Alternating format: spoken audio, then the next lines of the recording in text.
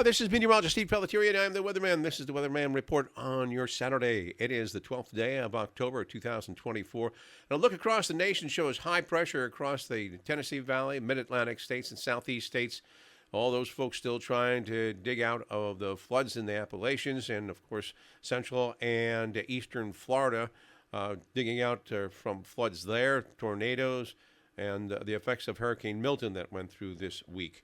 And we're looking at some dry conditions across the Northeast, although frontal systems moving through them, the change into a more autumn-like weather pattern as we head up through the remainder of this weekend and into next week. The frontal system moving through on Sunday may give us a few showers. But basically, it's been a dry trend through September and through October in the Northeast. It looks like this weather trend will most likely continue at least up until about the 24th.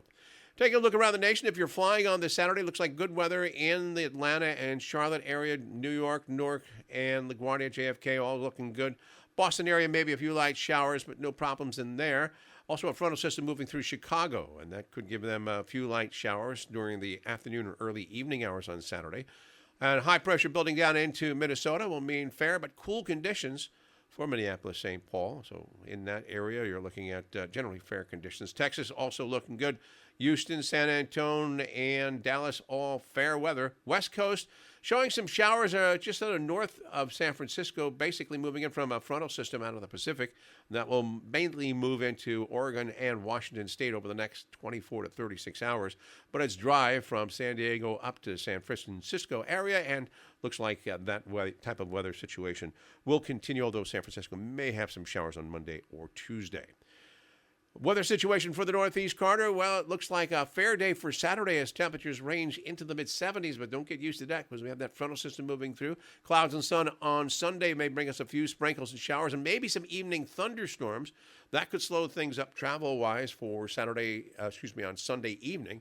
By Monday, however, that front moves offshore. High pressure will build in. Looks like fair but cool conditions with temperatures in the 50s to near 60 for a good balance of this upcoming week, commencing on Columbus Day Monday and lasting right up through the end of the week of October. And in the meantime, we do have some news as far as astronomical events that has been going on, a lot of auroras. Well, we have some information on something else. The comet's name is Zuchinon Atlas. So it's Zuchinon Atlas, but it's basically a comet, 2023, I think 6 or something like that. But Zuchinon Atlas is a comet that is just going around the sun. So during the evening hours on Saturday evening, the 12th, at just about maybe a half hour after sunset, if you have a clear line and good weather, of course, clear skies, and you can see the western horizon, you'll see one bright object. That's Venus. Off to the right, and just up just a bit, will be the comet, Zuchinon Atlas. And it probably will be about as bright as maybe the North Star, or just not going to be as bright as Venus, but it may have a tail. But it's just something that you could want to go out and take a look at. Each and every night, it's going to get a little bit less bright or dimmer, and it's also going to get a little bit higher in the sky during the evening. So, but these things sometimes are very unpredictable, so it might even be something that you might want to see. In the meantime, though, of course, we've been also talking about the aurora that has been seen across the northern tier of the nation.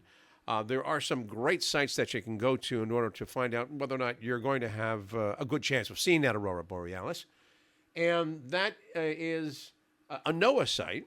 Just Google the SWPC at NOAA.gov. And then you go down to what's driving the aurora in that section. And that'll give you a planetary K index. That's a pretty good indicator of whether or not you're going to have an aurora that night. It's something that you might want to mess around with in the future if you are about going out and looking at the stars during the evening hours. But, of course, you have to have good weather, too. And there might be a little bit of patchy cloud cover in some places during the evening hours as a frontal system moves through on Saturday evening. That's it for today. We're going to be looking at some nice weather coming our way this upcoming week, but it's going to be cooler in the Northeast.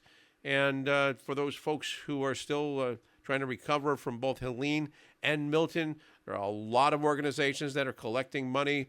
Best to just contribute as much as you can, and also your prayers and your well thoughts, and we'll get them and get everybody through this. I'm meteorologist Steve Pelletier, and I am the Weatherman. I hope you have a great day today. Talk to you first thing on Sunday. Take care.